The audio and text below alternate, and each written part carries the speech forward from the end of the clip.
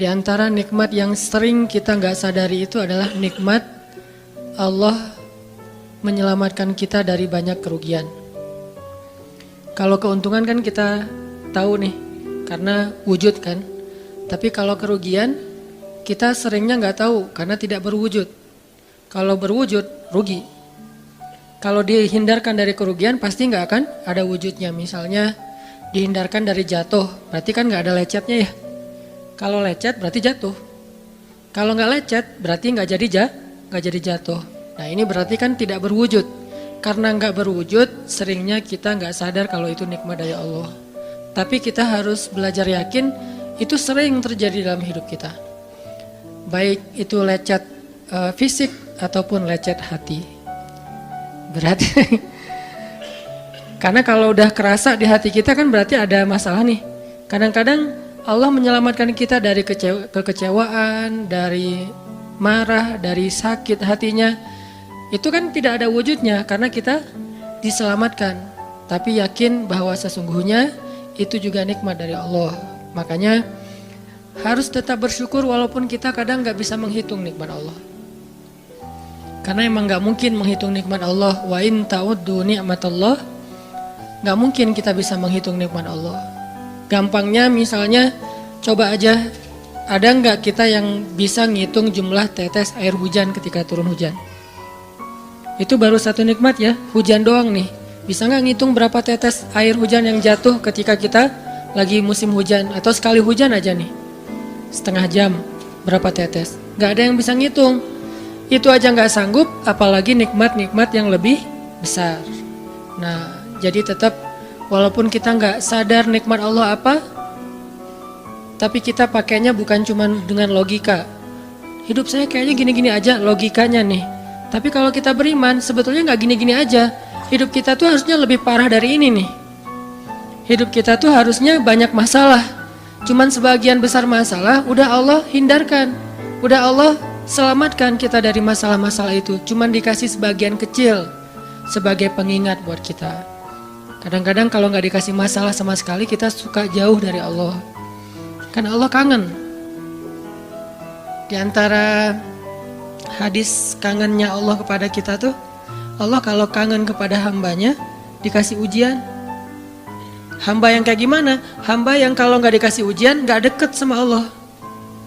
Sehingga kalau Allah kangen sama kita, yang nggak deket sama Allah nih, suka lupa sama Allah, Allah kasih kita ujian. Tapi ujian yang dikasih juga ujian yang insya Allah masih ketahan sama kita. Karena Allah gak mau ngasih kita ujian yang mencelakai kita. Kalau itu terjadi namanya bukan ujian, tapi namanya azab. Dan insya Allah orang beriman gak dapat itu. Yang dapat kayak gitu tuh kelasnya udah kelas Firaun, Haman, Korun, Namrud ya. Abu Jahal, Abu Lahab itu kayak gitu tuh. Tapi kalau kelas orang muslim yang udah beriman cuman gak soleh-soleh amat, insya Allah yang dikasih bukan azab, yang dikasih adalah ujian. Kenapa? Allah kangen dengerin curhat kita di sepertiga malam. Allah kangen ngeliatin kita menangis dan manja kepada Allah. Allah kangen kita bangun tengah malam atau sepertiga malam berdoa kepada Allah. Allah kangen kita berdiri dan sujud dengan waktu yang lama. Kadang-kadang sujudnya setengah jam, saking lagi berserah diri kepada Allah. Allah kangen. Makanya dikasih ujian dikit. Tapi ujian yang dikasih ke kita tuh sedikit dibandingkan yang Allah hindarkan dari kita. Tapi mana buktinya dihindarkan? Kalau ada buktinya namanya gak dihindarkan. Kalau sudah wujud namanya kena. Kalau gak kena pasti gak ada wujudnya. Terus gimana kita tahu? Kita mungkin gak tahu, tapi kita bisa meyakininya, iman. Makanya yang dipakai bukan hanya logika, tapi juga iman. Karena Allah Subhanahu wa taala menyelamatkan kita siang dan malam. Kulla yaumin huwa fi sya'n. Itu ayatnya. Kulla yaumin huwa fi sya'n. Setiap hari Allah sibuk menyelamatkan kita. Salah satu tafsir dari kalimat fi sya'nin adalah Allah sibuk menyelamatkan kita. Setiap hari kulla yaum. Sibuk menyelamatkan fulan-fulan, sebanyak jumlah manusia, sebanyak itulah yang Allah selamatkan. Bukan cuma mukmin, bahkan orang kafir juga kadang Allah selamatkan. Cuman di dunia, kalau di akhirat beda lagi ceritanya. Kalau di dunia, rahmat Allah semuanya dikasih, baik kepada mukmin ataupun kepada yang tidak mukmin. Dikasih rahmat Allah di dunia, tapi di akhirat hanya berlaku bagi orang-orang yang beriman. Kenapa orang yang tidak beriman kok dikasih rahmat Allah di dunia? Karena di sisi Allah dunia itu kecil, gak terlalu berharga, makanya dikasih semuanya. Akhirat itu berharga, makanya dikasih buat yang Allah sayangi, yang Allah pilih doang, yaitu orang yang beriman. Jadi jangan sampai kita berpikir Allah tuh kayaknya gak fair, kok orang gak beriman dikasih rahmat di dunia. Karena dunia itu gak terlalu berharga di sisi Allah. Seandainya dunia itu ada harganya walaupun sebelah sayap nyamuk, gitu kan hadisnya, gak akan Allah kasih itu dunia kecuali kepada orang beriman. Tapi berhubung lebih ringan daripada sebelah sayap nyamuk, dikasih kepada semuanya. Ibaratnya kalau kita ngasih kayak ngasih lagi jalan gitu ya, naik angkot misalnya, naik angkot terus sama istri nih naik angkot berdua, terus pas turun angkot harga angkotnya tuh misalnya 3.000, udahlah kasih aja 5.000.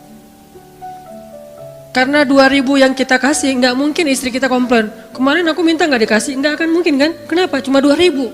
Tapi coba ngasih 100.000, beda tuh. Karena dia sesuatu yang ringan, maka tidak perlu komplain. 2.000 doang, saya juga dikasih lebih dari itu. Harusnya kita sadar bahwa dunia itu 2.000-an. Dunia itu cuma 2.000-an, nggak terlalu berharga lah. Walaupun tetap butuh, nggak berharga juga butuh. Sehingga ketika ada orang yang tidak beriman dikasih 2.000-an kayak gini, kita yang beriman jangan sirik. Mending saya nggak beriman kalau kayak gitu. Ternyata nggak beriman juga dapat tuh banyak. Nggak banyak, cuma 2.000-an.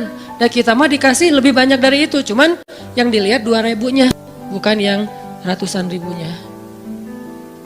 Ini artinya teman-teman, yuk kita tetap belajar bersyukur kepada Allah. Walaupun kita nggak sadar nikmat Allah itu apa. Kita nggak bisa ngitung dengan logika kita. La tuhsuha, nggak mungkin bisa dihitung dengan logika. Tapi kita masih punya logika iman. Yang kita yakin, kulla yaumin huwa fi sya'n. Setiap hari itu Allah ngasih nikmat buat kita. Setiap hari itu Allah menyelamatkan kita dari banyak masalah. Setiap hari. Bukan pernah tuh dulu gua nyelamatin lo, enggak. Setiap hari diselamatin. Kita ada orang yang kadang-kadang nyelamatin kita dari satu musibah, itu kan berjasa dan kita kayak ngingat seumur hidup kan ya. Dianggap kayak orang yang paling berjasa dalam hidup kita. Dulu hampir putus gara-gara dia nggak jadi putus gitu, nyambung lagi dalam bentuk yang halal misalkan ya. Berarti kan dia paling berjasa nih. Kalau nggak gara-gara dia nih, udah putus tuh. Kalau nggak gara-gara dia udah cerai nih. Alhamdulillah gara-gara si fulan, gara-gara ustadz itu, gara-gara teman saya, gara-gara orang tua, kita yang tadinya hampir bercerai, nggak jadi bercerai kan dia berarti berjasa banget dalam hidup kita, menyelamatkan rumah tangga. Allah menyelamatkan kita dari yang kayak gitu-gituan tuh kulla yaum, setiap hari. Kalau yang belum menikah, setiap hari Allah menyelamatkan kita dari zina. Apalagi kita hidup di zaman fitnah. Apalagi kita hidup di kota besar kayak di Bandung, yang fitnahnya mungkin lebih besar daripada di desa. Dengan mudah kita bisa terjerumus ke dalam dunia-dunia yang kayak gituan. Mudah banget. Tapi setiap hari diselamatin, besok diselamatin lagi, lusa diselamatin. Walaupun seringkali Allah pengen nyelamatin kita, kitanya aja yang kekeh gak mau diselamatin. Udah jatuh, Allah selamatkan dari apa? Dari makin terpuruk. Kadang-kadang kan jatuh ketiban tangga nih. Jatuh doang gak ketiban tangga. Allah selamatkan. Kalau gak diselamatkan 100%, minimal diselamatkan sebagiannya. Supaya kita gak benar-benar hancur. Itu sering. Yang pernah merasakan masa-masa kelam di masa lalunya, harusnya kan ketika kita dulu kayak gitu, kita mungkin udah mati kali ya. Yang sering tawuran misalnya, yang sering tarung di jalan, alasannya alasan sepele gitu. Kayak kemarin saya pas ke Jakarta ada acara di daerah Bintaro tuh, lagi jalan, ada tawuran pelajar, pada bawa golok, bawa samurai, bawa celurit segala macam. Kita agak-agak kaget karena kita platnya plat D gitu kan. Agak bahaya nih di Jakarta soalnya. Langsung kita gimana nih plat D, masa mau ditutup pakai tangan, nggak mungkin kan ya mobil. Akhirnya la haula aja. Coba bayangin, mungkin sebagian kita pernah ngalamin masa kayak gitu dan mungkin lebih parah. Yang kayak gitu-gitu mah udah jadi kayak sarapan lah. Kalau nggak makan siang. Kayak gitu-gitu. Udah sering. Kenapa masih bisa selamat dan sekarang bisa duduk di masjid? Kalau bukan karena Allah menyelamatkan kita. Jadi kalau ada yang cerita ke saya tuh tentang pengalaman masa lalunya yang luar biasa kelam, saya tuh selalu bukan takjub ke dianya, takjub ke Allahnya. Bukan takjub karena dia bisa berhijrah, takjub karena Allah masih menyelamatkan dia dan menghijrahkan dia. Sehingga ketika dengar cerita kayak gitu, yang kita ucapkan adalah Masya Allah, Alhamdulillah. Bukan, wah hebat lo ya, dulu pernah bunuh orang, pernah ini, pernah, semua dosa pernah gue lakuin dah. Itu gak perlu bangga, karena kalau dia gak diselamatin Allah, dulu udah celaka dengan dosa-dosa itu. Tapi karena Allah selamatkan, akhirnya dia diberi kesempatan. Bikin dosa dibiarin sama Allah. Bikin dosa dibiarin, bukan dibiarin berbuat dosa, dibiarin supaya dia kembali kepada Allah, dikasih kesempatan. Dan itu gak sehari, bertahun-tahun kan kita kayak gitu. Masih aja Allah biarin, masih Allah kasih kesempatan. Ini artinya teman-teman, benar, kulla yaumin huwa fi sya'an. Setiap hari itu Allah selalu jagain kita. Setiap hari itu Allah selalu nyelamatin kita dari banyak masalah. Kalau yang udah nikah, mungkin di hari-hari pertama atau tahun-tahun pertama, nih pengalaman pernikahan ya. Ya nggak apa-apa deh. Sedikit lah ya, saya emang nggak terlalu berpengalaman. Ada yang lebih berpengalaman dari saya lah ya. Ada sedikit pengalaman. Biasanya orang yang baru nikah ujiannya itu 3 tahun pertama. Kalau dia bisa ngelewatin masa 3 tahun pertama, insya Allah agak lebih mudah ke depannya. 3 tahun pertama ini paling berat. Apalagi kalau dia nikahnya, alhamdulillah gak pacaran. Kalau pacaran kan ujiannya udah sebelum nikah udah banyak ujian ya. Pas sudah nikah ya udah selesai. Bukan udah selesai ujiannya, udah gak ada yang perlu udah hambar aja. Udah plain ya. Pernah gitu Ustaz? Enggak sih. Untung ya, untung. Alhamdulillah gak pakai pacaran. Soalnya yang pacaran diputusin melulu. Jadi yang udah pacaran lama, pas udah nikah, kita mau ngapain lagi ya? Kayaknya udah semua ya. Oh iya, udah semua. Bulan madu dari dulu juga udah sering. Kan udah agak-agak plain gitu kan. Tapi kalau yang belum nikah, belum pacaran, nikah nih. Jadi kayak benar-benar baru pacaran, cuman ada konsekuensi lain yang mungkin ini jadi kayak semacam ujian lah biar sabar. Masa-masa adaptasi, masa-masa saling mulai mengerti, oh ternyata kamu tuh kayak gini dan segala macam. Apalagi kalau baru nikah langsung LDRan kan berat banget tuh. Nikah LDRan, pacaran LDRan aja berat. Bener gak sih? Nggak ngaku Pacaran LDRan aja berat, apalagi nikah LDRan. Kenapa? Pacaran itu kan masih banyak pantangan. Nikah kan udah masih banyak ibadahnya. Tapi nggak boleh ibadah, coba gimana? Nggak sengsara tuh, merana kan? Harusnya boleh tapi nggak boleh. Yang tadinya nggak boleh aja sengsara, apalagi udah boleh. Nah ini artinya setiap hari dalam tahun-tahun pertama pernikahan kita bisa aja mengatakan, udah deh, saya talak kamu. Apalagi laki-laki. Kalau nggak sabar dikit keluar kata-kata talak. Kalau udah keluar nggak bisa ditarik lagi tuh.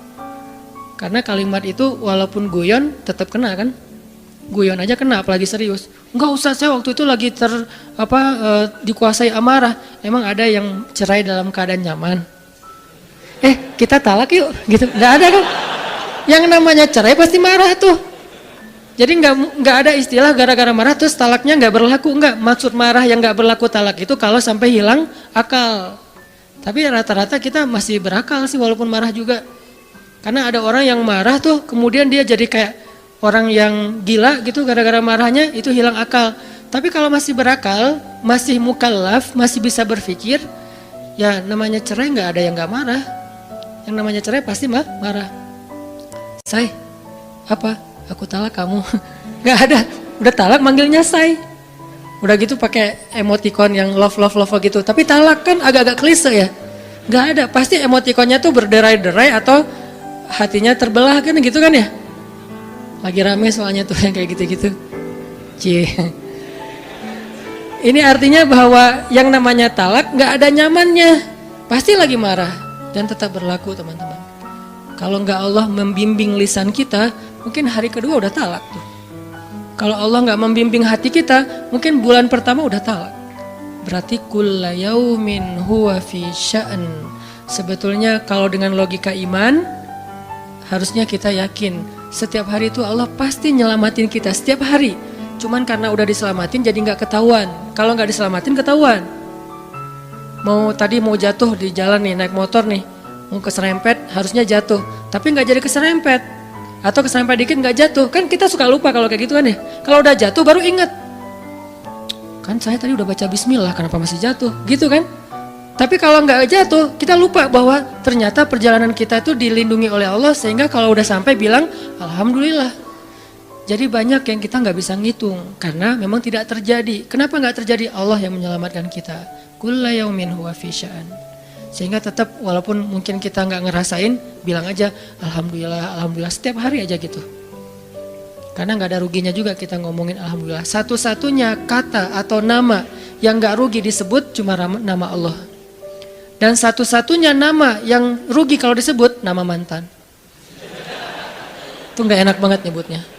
Kadang-kadang lagi ngobrol sama temen atau lagi kenalan di dalam kampus nih ya, atau kelas anak baru ceritanya. Kan kenalan nih, dipanggil nama sama guru satu-satu. Pas ada satu nama misalnya namanya siapa gitu kan ya. Kita sendiri yang pas nama itu disebut langsung meriang. Lah kamu kenapa? Itu nama mantan saya bu. Kan suka gitu ya. Sampai ada nama jalan bisa buat dia kegeeran sendiri.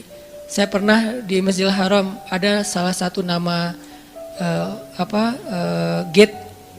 Nama gate tuh, bukan gate Masjidil Haram ya. Kalau gate Masjidil Haram semuanya nama cowok. Kan gak mungkin saya punya mantan cowok kan. Salah satu gate di hotel lah. Itu namanya tuh nama, pokoknya gak usah disebut, ketahuan ntar.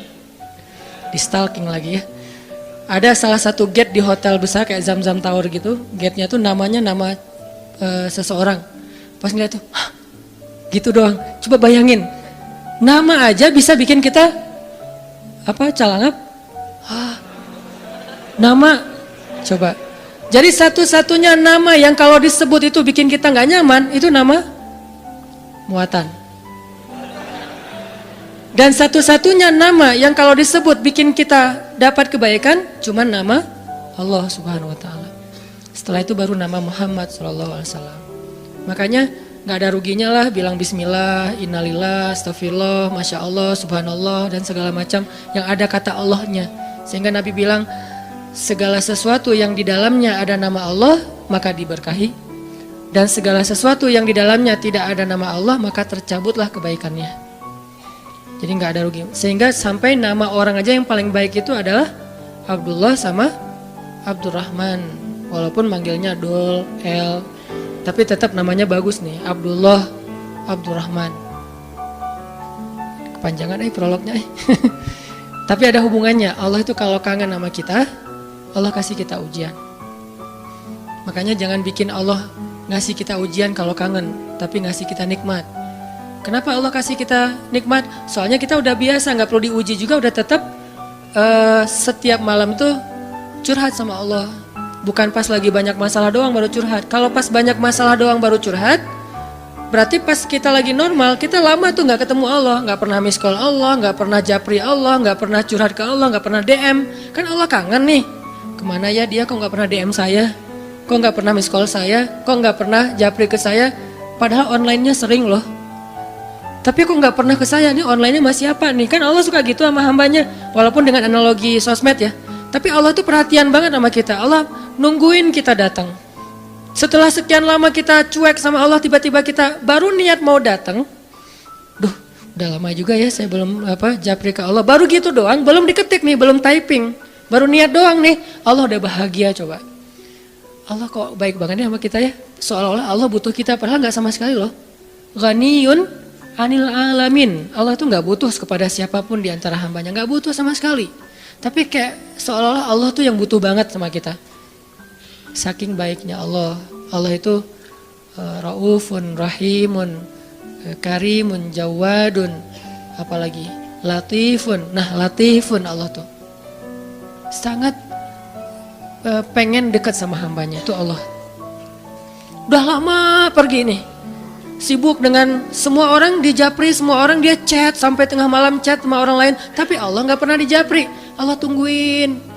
Kalau manusia mungkin kita bisa nyebutnya kayak kesepian gitu, tapi Allah kan nggak mungkin kesepian. Tetap aja Allah nungguin seperti orang yang kesepian, saking kangennya sama kita coba.